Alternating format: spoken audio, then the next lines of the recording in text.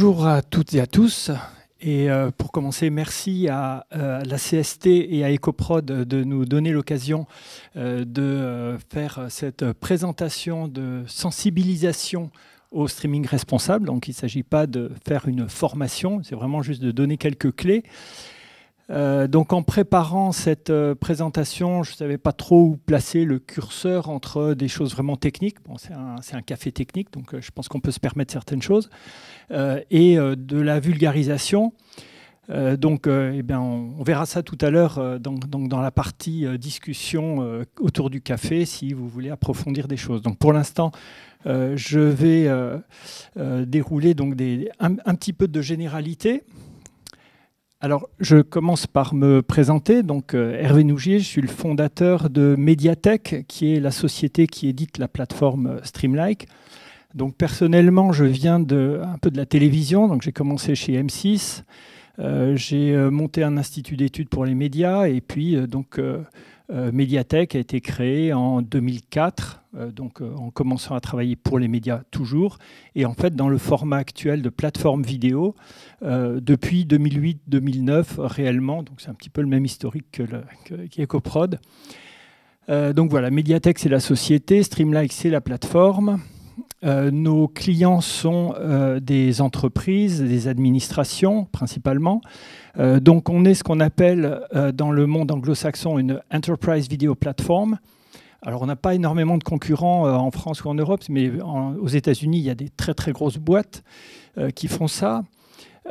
L'idée, c'est que pour nous, toutes ces marques, toutes ces sociétés sont des producteurs et diffuseurs de contenu. Donc, quand je parlerai un peu plus tard de diffuseurs, ce n'est pas forcément TF1, ça peut être AXA, le Crédit Agricole, etc. Donc, toute société, et donc potentiellement vous, qui a des contenus, qui va les mettre en ligne sur un site ou qui va faire des campagnes, voilà. Que ce soit pour des usages internes, externes. Ne pas confondre plateforme de streaming Netflix et plateforme d'hébergement diffusion vidéo. Donc nous, on n'a aucun rôle éditorial au niveau des contenus. Les contenus ne sont pas notre propriété. On ne les met pas en avant. Les clients sont chez eux, ils font ce qu'ils veulent. On n'est que prestataire. Voilà pour le contexte. Alors, qu'est-ce que le streaming ? Donc, je disais que je viens de la télévision, donc il y a quelques années, la télévision, c'était du broadcast. On envoie un signal dans l'air et on peut avoir un nombre indéfini de personnes qui regardent ce signal. Et donc, quelque part, le bilan énergétique est le même qu'on ait 10 millions de téléspectateurs ou 2 millions ou 50 000. Le streaming, c'est une distribution individuelle. D'ailleurs, quand on pense à Netflix comme plateforme de streaming, ils ont commencé à distribuer des DVD par la poste. Donc on est vraiment dans ce schéma-là. Le streaming, c'est une diffusion one-to-one et non pas one-to-many. Donc plus on a d'audience sur du streaming, plus l'impact est multiplié. Et donc c'est une diffusion en ligne via Internet. Alors, les solutions de streaming, donc, ce sont toutes les plateformes de subscriber VOD, donc Netflix, Amazon, etc. Celles qui fonctionnent par la publicité, tout ce qui est over the top, etc. Les tubes, YouTube, Dailymotion, etc. Les réseaux sociaux qui hébergent et diffusent des vidéos, les plateformes de streaming audio. Et quelque part, je mets en bas tout ce qui est vidéo d'entreprise. Enfin, c'est générique pour dire tout ce que vous payez et maîtrisez par vous-même. Mais la visioconférence ou la TNT, par exemple, ne rentre pas là-dedans. La TNT, c'est du broadcast. Voilà. Mais maintenant, on est dans un univers où, au lieu de regarder un programme qui est diffusé en direct sur la TNT, on va le regarder sur sa box et se faire envoyer le flux spécifiquement. Alors, quel est l'impact carbone du streaming ? Donc, on peut sortir plein de chiffres spectaculaires. Le streaming, donc, ça n'est déjà qu'une partie de l'impact du numérique. L'impact du numérique, c'est aussi bien la fabrication des équipements que leur utilisation. Nous, on ne va s'intéresser qu'à l'utilisation. Le streaming, c'est 60% des flux de données mondiaux, c'est plus de 300 millions de tonnes de CO2 par an. c'est 1% des émissions mondiales de GES, donc de gaz à effet de serre, donc c'est quand même déjà considérable, et surtout ça augmente, et ça va continuer d'augmenter, donc plus de 8% par an. Alors, donc d'où vient cet impact du streaming? Donc ça c'est un schéma classique présenté par le Shift Project, mais bon, après, tous les chiffres sont potentiellement contestables. À la limite, ce n'est pas grave. Sont des ordres de grandeur, des répartitions qui comptent. Hein, voilà. Donc, le streaming, c'est pour un tiers du Netflix, Amazon, etc. Donc, les plateformes de subscriber VOD. Le porno, 27%. Les tubes. Et puis tout le reste, donc tout ce qui est réseaux sociaux, et puis quelque part, nous, on se situe dans cette partie-là. Alors, donc on voit l'échelle en millions de tonnes et tout ça. Donc quand on arrive à la vidéo que vous diffusez sur votre site, évidemment, ce n'est même pas l'épaisseur du trait, ce n'est pas grand-chose, mais peu importe. Le principe, c'est de se dire que tout compte, et que si on veut regarder dans les grandes masses et de se dire où est-ce qu'on peut limiter les impacts, je veux dire, la réponse est là. Hein. On sait où on peut réduire l'impact. C'est le truc bleu là. Donc, l'effort que vous ferez par rapport aux vidéos que vous diffusez sur votre site, il reste nécessaire. Et donc là, on parle au niveau des productions. Il ne s'agit pas forcément de comparer l'impact d'un tournage à Ermenonville versus Wadi Rum, ça va être très, très significatif, ou la différence entre mettre votre vidéo sur YouTube ou la mettre sur une plateforme éco-responsable. Peu importe, il faut faire des choses, les choses qui sont en votre pouvoir. Donc, je vous invite à regarder sur Arte TV la série documentaire Frankenstream. Donc, il y a plein de choses spectaculaires, il y a tout l'historique du streaming, c'est vraiment intéressant. Voilà, donc comme ça m'évite de le faire. Alors, l'impact du streaming, il vient de l'électricité. C'est principalement ça, c'est l'électricité qui est utilisée pour l'encodage, pour le stockage et pour la diffusion. Donc on parle aussi d'intégration, donc dès que vous mettez une vidéo dans un site, dans une application, c'est de l'intégration. Voilà. Donc on va pouvoir mesurer la consommation électrique, ou en tout cas l'estimer à tous ces niveaux. Alors voilà le schéma vraiment schématique d'une plateforme vidéo. Vous avez au départ un data center qu'on appelle l'origine, donc où vous allez stocker vos fichiers sources, faire vos transcodages et donc le stockage de tous ces formats. Quand un internaute à l'autre bout demande une vidéo, les données vont suivre un chemin à travers ce qu'on appelle un Content Delivery Network. C'est un espèce de Waze à l'intérieur de l'Internet qui va choisir le meilleur chemin, qui va mettre des contenus en cache, donc qui va les stocker localement pendant un certain temps pour pouvoir les livrer au plus près de l'internaute, etc. Et puis il y a tous les équipements réseau de télécommunications, les antennes relais, les câbles sous-marins, etc. Et tous les routeurs, enfin, voilà. Donc la consommation électrique, elle est à plein de niveaux. Et en fait, tout ça, on sait le calculer, on sait en tout cas l'estimer. Après, encore une fois, tous ces chiffres, c'est un petit peu, ça peut être discutable. Il y a beaucoup d'estimations, mais on a quand même beaucoup de mesures. Donc nous, on sait quand une vidéo est diffusée, on sait où elle a été regardée, sur quel type de terminal. Et donc on va pouvoir remonter un petit peu toute la chaîne. On connaît ce qu'on appelle le PUE, donc l'efficacité moyenne des data centers du CDN. On connaît surtout l'intensité carbone de l'électricité où la vidéo a été vue, etc. Donc on va pouvoir recalculer un bilan carbone en fait, de la diffusion de la vidéo. Donc voilà, la formule est assez simple. Donc l'équivalent CO2, c'est la consommation électrique multipliée par l'intensité carbone. Et on fait la somme comme ça pour le data center, pour le CDN, pour les réseaux, pour les terminaux. Et on voit que la même vidéo qui sera regardée en France ou en Pologne n'a pas le même impact, par exemple. Donc ça, voilà, toutes les données existent, donc on peut calculer jour par jour pour chaque vidéo, chaque diffusion, son impact. Et donc, ce qu'il faut réaliser en termes d'usage pur, c'est que lorsque vous regardez une vidéo sur votre téléphone, ce n'est pas la consommation du téléphone ou par rapport à la durée de lecture de la vidéo ou le chargement que vous avez, le chargement de votre téléphone sur la prise électrique, ce n'est pas ça qui compte. C'est qu'en gros, tout l'impact, c'est 97%, il est ailleurs. Il est dans les réseaux, donc dans le CDN, etc. Donc c'est vraiment pas anodin, ça n'a rien à voir avec juste le simple fait de faire play d'une vidéo locale quelque part. Alors pourquoi l'impact du streaming augmente? C'est assez évident, c'est l'augmentation des débits de connexion disponibles, donc de la bande passante.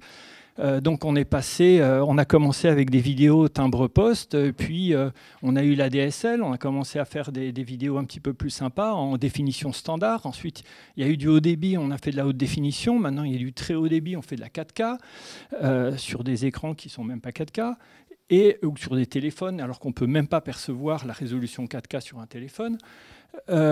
Et aussi, pareil, sur le mobile. Donc aujourd'hui, on est à la 5G, on prépare la 6G, avec des opérateurs qui font des publicités sur la vitesse de lecture en streaming. En vrai, une vidéo, ça se lit à la vitesse de son débit. Donc si une vidéo est encodée à 6 mégabits seconde, si on a 100 mégabits, elle ne se lira pas plus vite. Donc voilà. Donc, autre raison, le streaming, tout ce qui est distribution individuelle remplace le broadcast. C'est ce que j'expliquais aussi tout à l'heure. S'il y a un programme qui est diffusé à la TNT, on a loupé de 15 secondes, on va le regarder sur sa box en replay, en fait. Alors que le bilan n'est pas le même.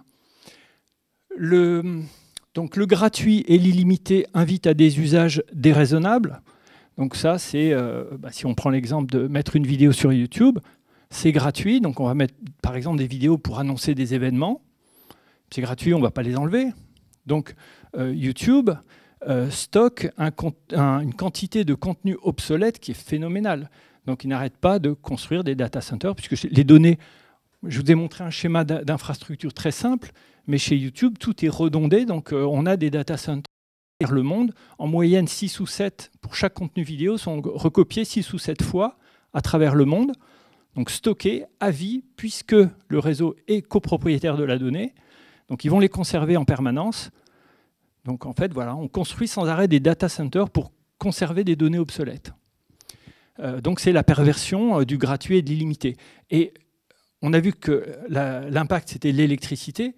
L'électricité n'est ni gratuite ni illimitée.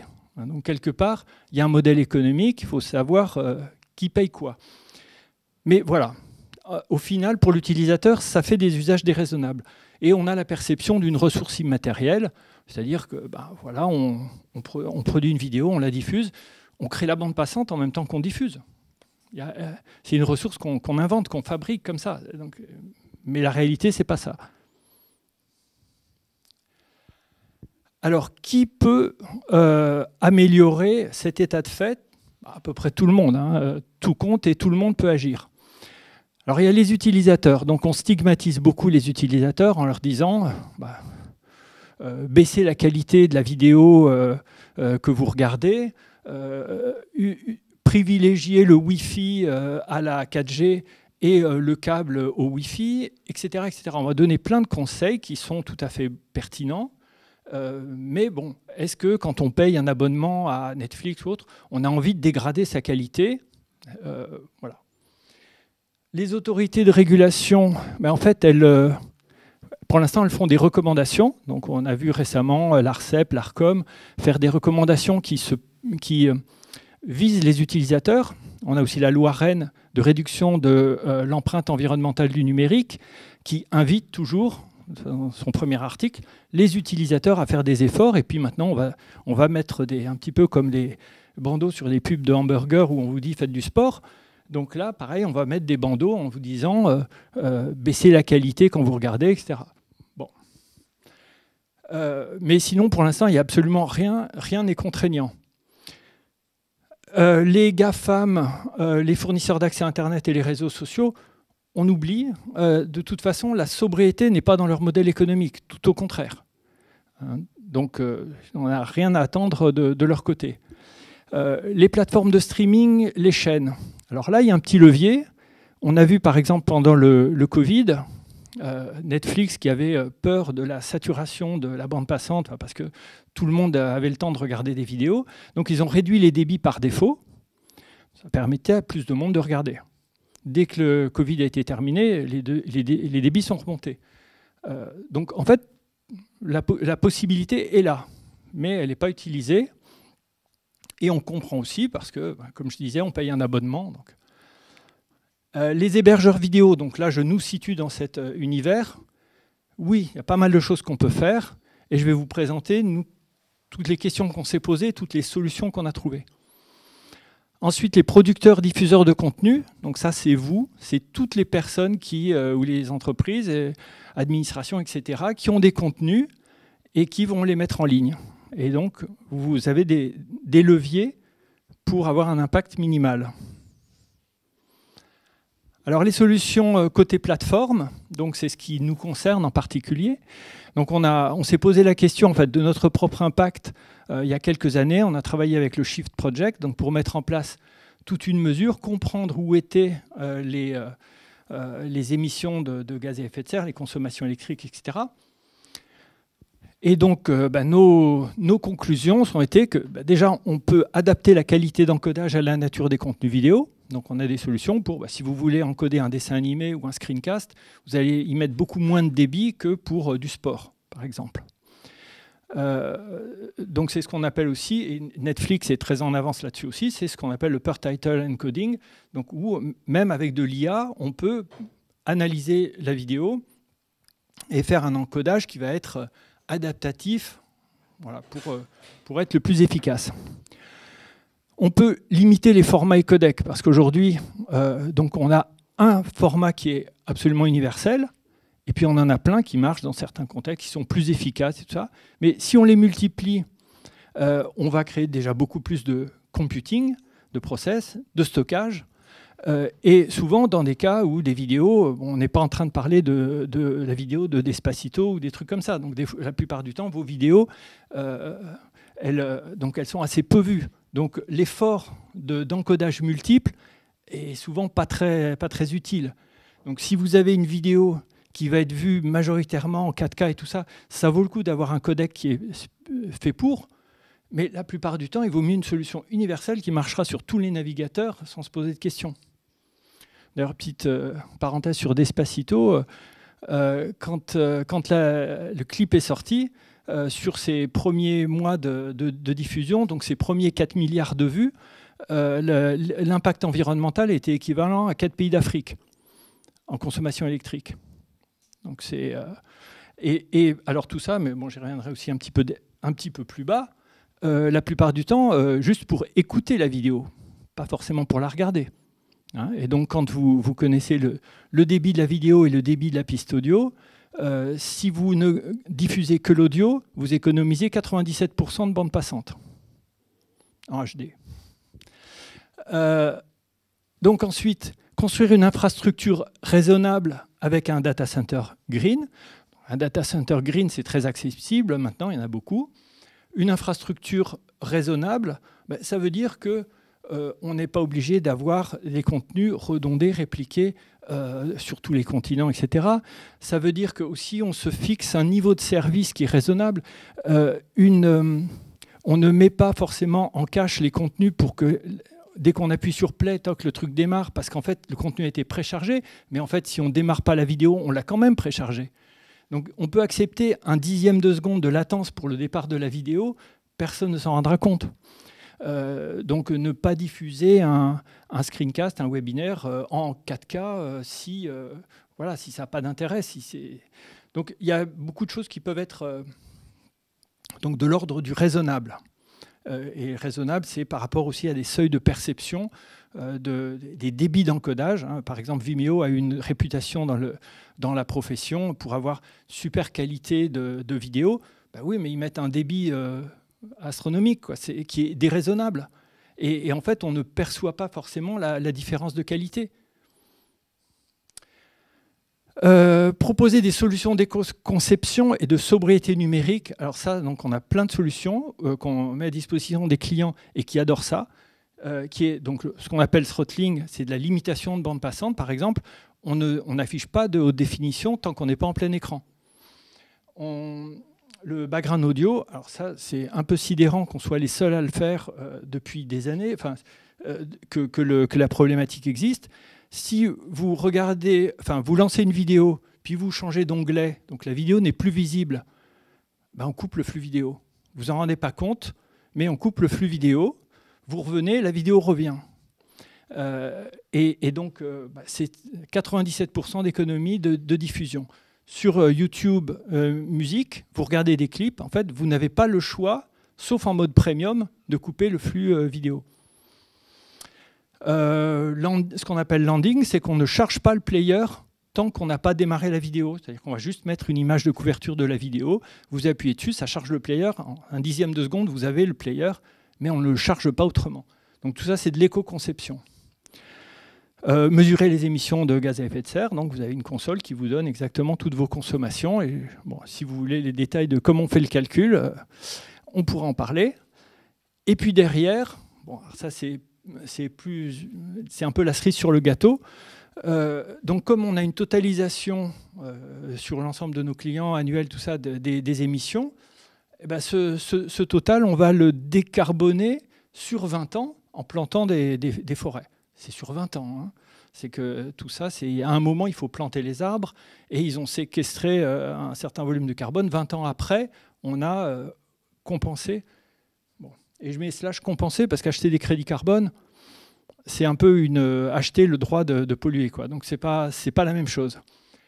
Maintenant, tout ça est tout à fait relatif. Hein. Quand on plante, nous, on a des forêts, on a, je sais plus, enfin, des centaines ça représente des centaines ou milliers d'arbres, je ne sais même pas exactement. Quand on voit ce qui peut brûler en quelques minutes au Canada, on fait ce qu'on peut. C'est toujours faire un petit peu quelque chose. Alors, quelle solution côté diffuseur, donc ça c'est vous, enfin, c'est tout le monde. C'est première chose et le plus important, ne pas utiliser abusivement un réseau social pour héberger des vidéos. Alors, un réseau social, sa vocation, c'est de faire du buzz, c'est de générer des interactions avec une communauté, et c'est un média publicitaire, etc. Quand vous mettez une vidéo sur un réseau social, vous lui donnez la copropriété.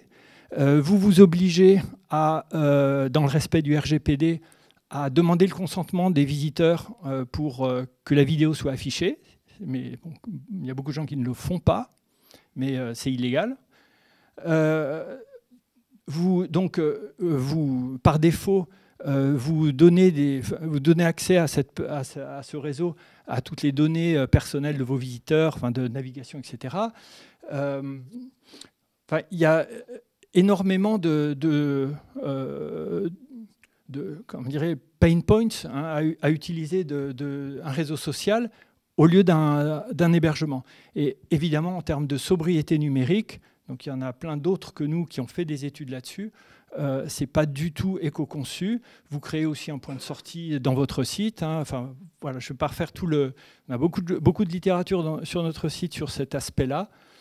Mais voilà, il ne faut pas... Si votre vidéo n'a pas vocation à faire du buzz ou à être cherchée sur YouTube, par exemple, vous n'avez aucune raison de mettre vos vidéos là-bas.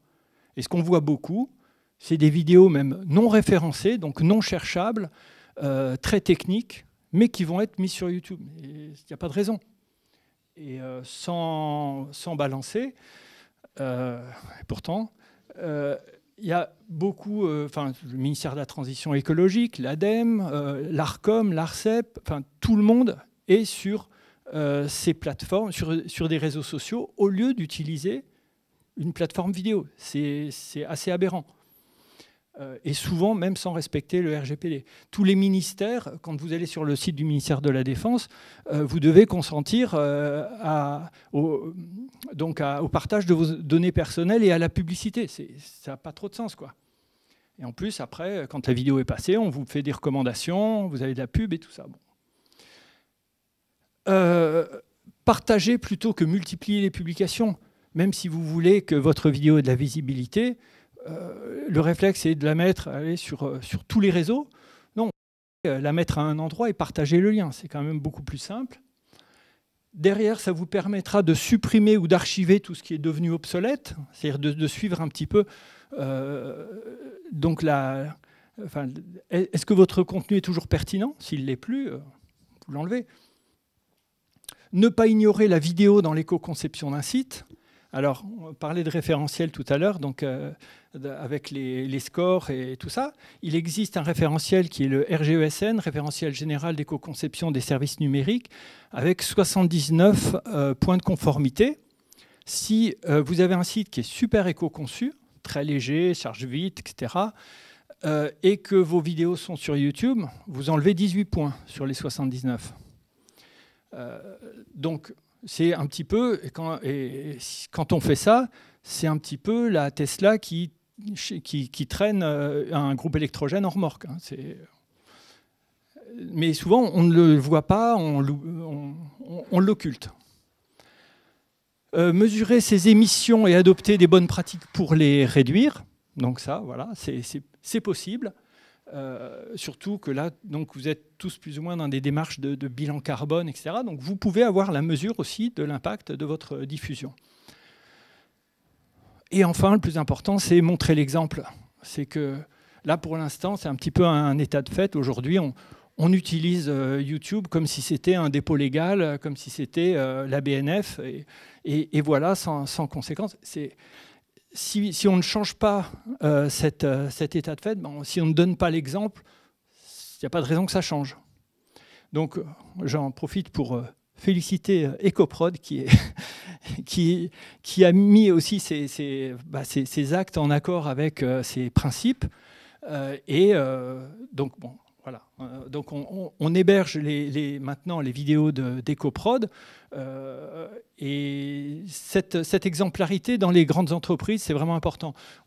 Parmi nos gros clients, vous avez vu, on a quelques-uns, type tout le groupe Crédit Agricole, Renault, etc., sont des gens maintenant qui sont fiers d'avoir franchi le pas. Voilà. Donc, et pour conclure, en fait, parmi 3 solutions qui sont l'amélioration de l'efficacité énergétique, le progrès technique et la sobriété, il n'y a que la sobriété qui a un effet immédiat et pas d'effet rebond. L'efficacité énergétique, globalement, ça vous permet de faire plus avec le même impact. Donc, ça ne réduit pas l'impact. Le progrès technique, le progrès, c'est futur. Donc, c'est un effet différé. Et quelque part, il y a des risques toujours de créer des nouveaux besoins avec du progrès technique ou de créer de l'obsolescence. Donc, finalement, il n'y a que la sobriété qui fonctionne.